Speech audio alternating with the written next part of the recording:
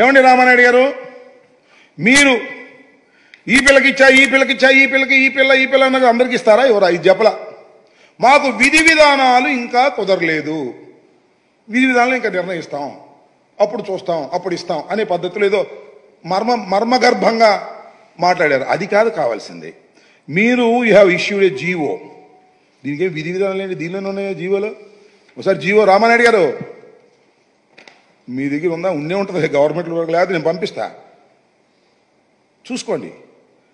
విధి విధానాలు చాలా క్లియర్గా ఉన్నాయి దీనిలో. ఏమని?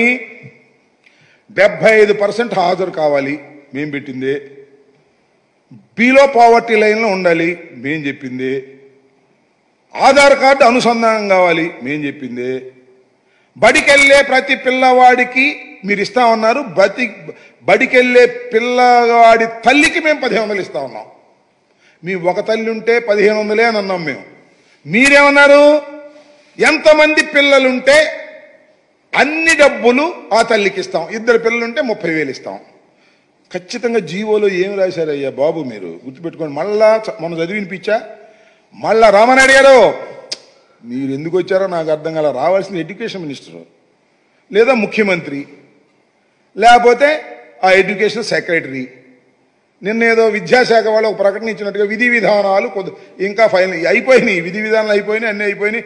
మీరు ఇంకా విధి విధానాల దగ్గరే ఉన్నట్టున్నారు. వాళ్ళు డబ్బులు పంచే పరిస్థితిలో ఉన్నట్టుగా లేరు. మీరు డబ్బులు ఈ అమ్మఒడి దీని పేరు ఏమన్నారు, తల్లికి వందనం వేసే పరిస్థితుల్లో మీరు కనపడలేదు. చూడండి నేను చెప్తున్నా. As a part of government assured flagship program, the government under Talliki Vandanam scheme is providing financial assistance of rupees 15,000 for annum to each mother or recognized guardian who is below poverty line household and sending their children to schools, colleges, that is from class 1st to 7th. ఇక్కడ ఏమన్నారు మీరు? చాలా for annum each mother or recognised guardian. Each mother అంటే ప్రతి తల్లికి 1500 చాలా క్లియర్గా ఇచ్చారు. దీన్ని సరి చేస్తారా? అది చెప్పడం. విధి విధానాలు కంప్లీట్ కాలేదండి, తూచి వేగంగా అలా చెప్పి వెళ్ళిపోయి తప్పుకుపోయేటటువంటి ప్రయత్నం చేస్తున్నారు.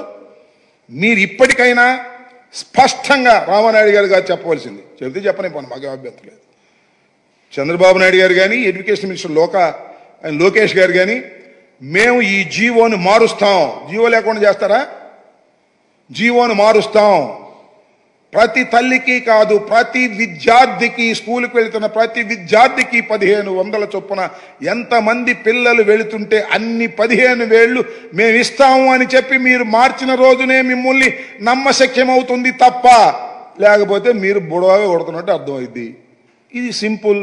దీన్ని మీరు చెప్పుకోకుండా మేమేదో అది చేసాం, ఇది చేసాం, 4,000 ఇచ్చాం, 7,000 ఇచ్చాం, ఇచ్చారు ఓకే. ఇసుక కూడా ఇస్తున్నారు, బ్రహ్మాండమైన ఇసుక. ఉచిత ఏంటది? ఉచిత ఇసుక ఇక్కడ అమ్మబడును. ఏంది ఇది? ఉచితమైన ఇసుక ఇక్కడ అమ్మబడును. ఎంతకు అమ్ముతారు?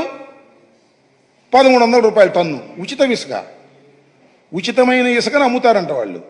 ఇది మీ పరిపాలన. ఇది ఒకసారి మీరు గుర్తుపెట్టుకోమని కూడా ఈ సందర్భంగా మనవి చేస్తున్నాను. ఇప్పటికైనా నేను ఈ ప్రభుత్వాన్ని చాలా స్పష్టంగా అడుగుతా ఉన్నా, ఈ జీవోను మారుస్తారా లేదా? విధి విధానాలు కంప్లీట్గా ఉన్నాయి దీనిలో.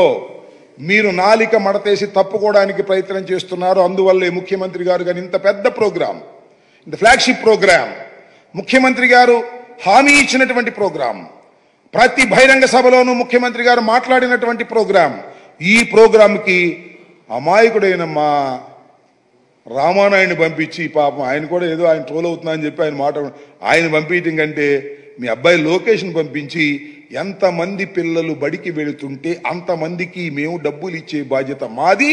ఈ జీవోని అవసరమైతే సరిచేస్తాము అని చెప్పండి. ఈ వివాదానికి తెరదించండి తప్ప ఊకదంపుడు ఉపన్యాసాలు చెబితే అది ప్రజలకు నచ్చదు, ఎక్కదు అనే విషయాన్ని కూడా మీరు గుర్తుపెట్టుకోవాలి. ఇప్పటికీ